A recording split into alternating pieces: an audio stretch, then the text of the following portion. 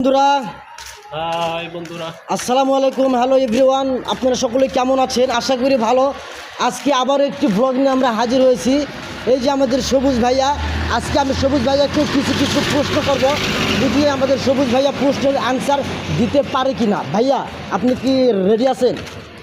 হ্যাঁ বন্ধু, জিহাদ বলো। আচ্ছা, বলেন তো, সর্বোত্তম কোন ব্যক্তি? সর্বোত্তম আমাদের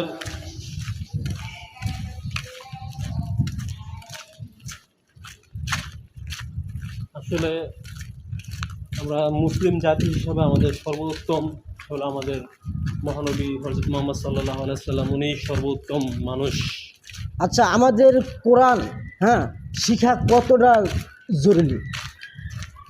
আল্লাহ পাক কোরআনে বলছে যে দ্বীনি এলেম শিক্ষা করার জন্য যদি তোমাদেরকে 7 সাগর 13 নদী পাড়ি দিয়ে এই সুদূর এই এদিকে চীন দেশেও যদি যেতে হয়, তাহলে তোমাদের ধর্মের সম্বন্ধে জ্ঞান অর্জন করা তোমাদের জন্য ফরজ।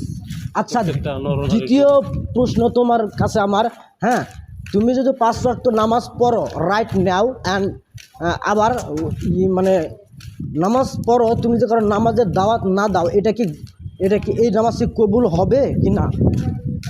নামাজ তো নিজেকে অবশ্যই পড়তে হবে, হ্যাঁ।